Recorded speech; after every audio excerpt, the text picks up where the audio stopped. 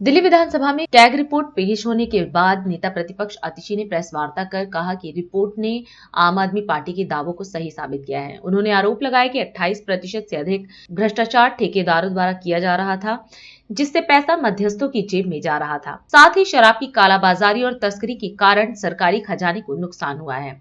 आतिशी ने ठेकेदारों पर लागत मूल्य की गलत गणना कर मुनाफा कमाने और ब्लैक मार्केटिंग के जरिए भ्रष्टाचार करने के भी आरोप लगाए।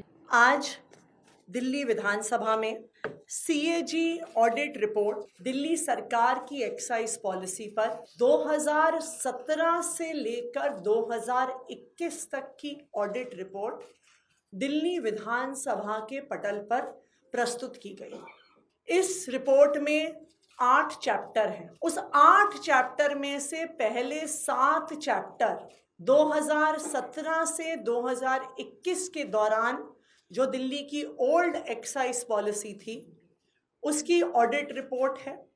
उस पॉलिसी की खामियां हैं, उस पॉलिसी में क्या क्या करप्ट प्रैक्टिसेस थी उनको उजागर किया गया है। और एक चैप्टर जो दिल्ली सरकार द्वारा लाई गई न्यू एक्साइज पॉलिसी थी उस पर है। सबसे पहले मैं ये कहना चाहूंगी कि दिल्ली सरकार ने, आम आदमी पार्टी की सरकार ने लगातार बार बार ओल्ड एक्साइज पॉलिसी में हो रहे भ्रष्टाचार को दिल्ली वालों के सामने रखा। आम आदमी पार्टी की दिल्ली सरकार ने बार बार उजागर किया कि किस तरह से ओल्ड एक्साइज पॉलिसी में ब्लैक मार्केटिंग हो रही थी, कि किस तरह से ओल्ड एक्साइज पॉलिसी में शराब के दाम को इन्फ्लेट किया जाता था, किस तरह से लिकर मैन्युफैक्चरर्स ज्यादा मुनाफा कमाते थे गलत दाम बताकर। आम आदमी पार्टी की सरकार ने बार बार बताया कि किस तरह से ओल्ड एक्साइज पॉलिसी में हो रहे भ्रष्टाचार की वजह से, ब्रांड पुशिंग की वजह से लगातार हरियाणा से, यूपी से स्मगल होके शराब दिल्ली में आती रही। और आज आम आदमी पार्टी सरकार की इस बात पर सीएजी की इस रिपोर्ट ने मोहर लगा दी है कि ओल्ड एक्साइज पॉलिसी जो 2017 से 2021 तक चली उसमें हर प्रकार का भ्रष्टाचार हुआ। क्या कहती है ये सीएजी रिपोर्ट?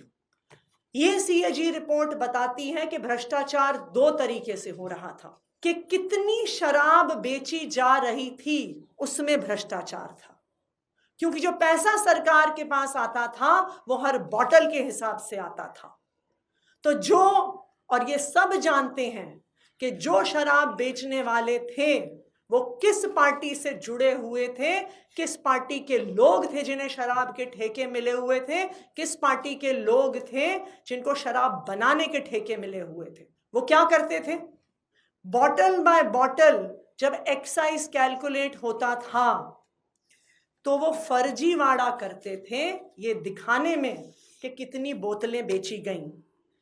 अगर आप इस सीएजी रिपोर्ट के चैप्टर 5 पेज 44 पे देखिएगा तो ये बताते हैं कि 28% से ज्यादा भ्रष्टाचार ये शराब के ठेकेदार कर रहे थे। कितनी शराब बेची जा रही थी उससे 28% कम की रिपोर्टिंग हो रही थी और इन दलालों की जेब में पैसा जा रहा था।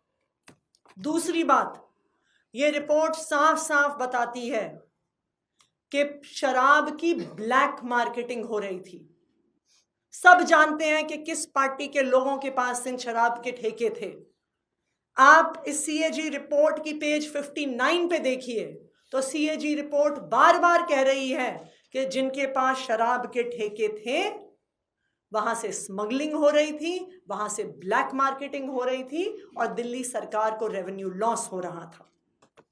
ना सिर्फ इतना, जो बार बार यह मुद्दा उठाया जा रहा था कि मात्र 5% प्रॉफिट था,